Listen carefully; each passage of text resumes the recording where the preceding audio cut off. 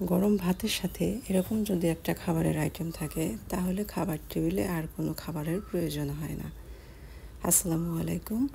কাছে বা দূরে যে যেখান থেকে আমার ভিডিওটা দেখছেন সবাইকে আমার নতুন ভিডিওতে আমন্ত্রণ জানাচ্ছি। বাই দ্য ওয়ে, আজকের রেসিপি শিং মাছ ভুনা।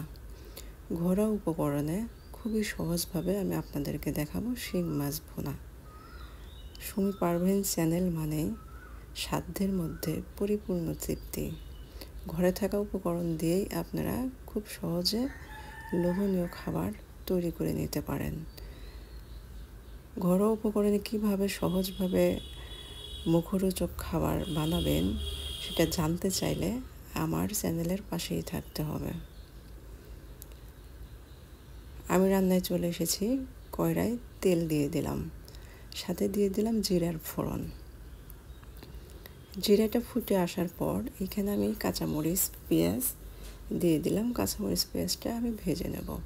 এখানে আমি 1 কাপ পরিমাণ কাঁচামরিচ পেঁয়াজ নিয়েছি, মানে 1 কাপের একটু বেশি হবে আর কি, যেহেতু এটা আমি ভুনা করবো, আর ভুনা করলে কিন্তু পেঁয়াজের পরিমাণটা একটু বেশি লাগে। তো পেঁয়াজটা খুব তাড়াতাড়ি কুক হয়ে আসার জন্য আমি সামান্য একটু লবণ দিয়ে দিলাম। পেঁয়াজের সাথে লবণ দিলে কিন্তু খুব তাড়াতাড়ি কুক হয়ে আসে। তো পেঁয়াজের কালারটা কিন্তু চেঞ্জ হয়ে আসছে, দেখতে পাচ্ছেন। এইখানে আমি আদা রসুন পেস্ট 1 চামচ আর জিরা বাটা 1/2 চামচ দিয়েছি। দেওয়ার পর মশলাটা কষিয়ে নিলাম। কষিয়ে নেওয়ার পর এখানে ছোট্ট একটা টমেটো কুচি দিয়েছি। টমেটো কুচিটা দিলে খাবারের স্বাদটা আরও বৃদ্ধি পাবে। হাতের কাছে না থাকলে নাও দিতে পারেন। তো সবগুলো মশলা আমি সামান্য একটু পানি নিয়ে কিছুটা সময় ভুনে নিলাম। এরপর আমি গুঁড়া মশলাগুলো অ্যাড করে দিলাম। হলুদের গুঁড়া, মরিচের গুঁড়া, সজের গুঁড়া, স্বাদ মতো লবণ, আর কালারের জন্য আমি ইউজ করেছি কাশ্মীরি লঙ্কার গুঁড়ো। তো সবগুলো মশলা কিন্তু আমি আবারও ভুনে নেব তেল ছেড়ে দেওয়া পর্যন্ত।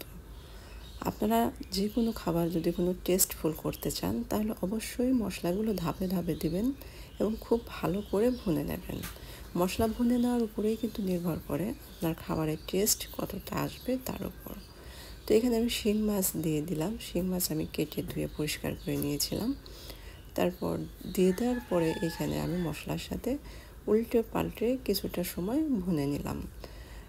এই কাজটা কিন্তু একটু সাবধানে করবেন। শিং মাছটা কিন্তু অনেকটা নরম। এরকমভাবে জোরে নাড়াচাড়া করতে গেলে কিন্তু আপনার মাছটা ভেঙে যাবে। তো খুবই সামান্য পানি দিয়েছি। ঝোলটা ফুটে আসার পর এখানে আমি ফ্লেভারের জন্য 3টা কাঁচামরিচ দিয়েছি, আর সাথে দিয়ে দিলাম 1/2 চামচ জিরের গুঁড়ো। তো জিরের গুঁড়ো রান্নার শেষে দিলে কিন্তু আপনার খাবারের টেস্টটা অনেক বৃদ্ধি পায়। তোমার রান্নাটা কিন্তু মাশাআল্লাহ কমপ্লিট হয়ে গেছে। দেখতেই পারছেন কতটা লোভনীয় লাগছে, খেতেও কিন্তু ভীষণ ভালো ছিল। তো আমার রেসিপিগুলো যদি ভালো লাগে অবশ্যই আমার চ্যানেলের পাশে থাকবেন, আমাকে সাপোর্ট করবেন। আশা করি আপনাদের অনেক ভালো ভালো রেসিপি আমি উপহার দিতে পারবো। তো ভালো থাকবেন সবাই।